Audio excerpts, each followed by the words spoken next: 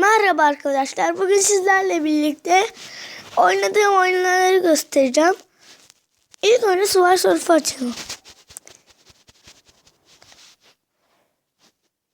Arkadaşlar, bunda da ben çok geliştim.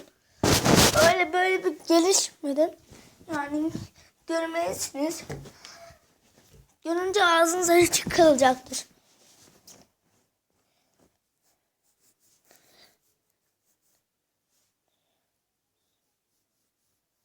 Öyle.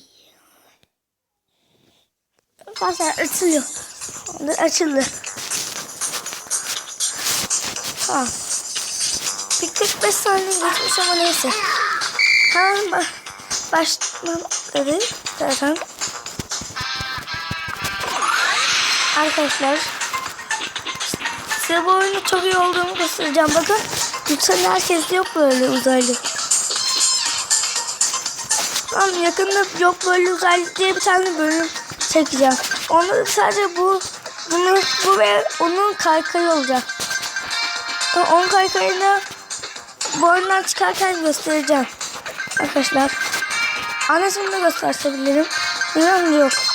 Karşı farklı bir tane kaykayı almış, yoksa onun kaykayı farklı. Arkadaşlar.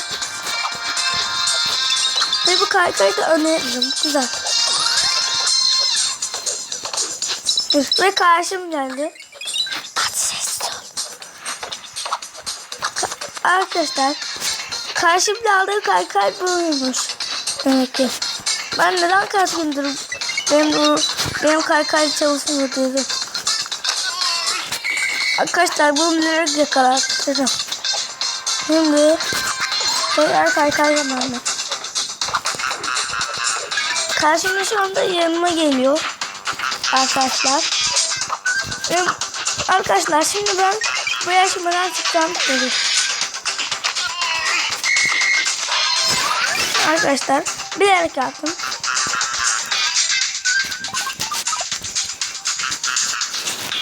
Şimdi bir tane yok böyle uzaylı bölümündeki kaykayı göstereceğim. Yok böyle uzaylı bölümündeki kaykay bu olacak arkadaşlar. Şimdiden kalsın ve Tom'a geçelim biz.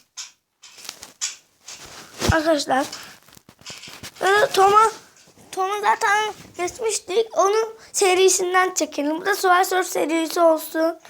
Ve hoşça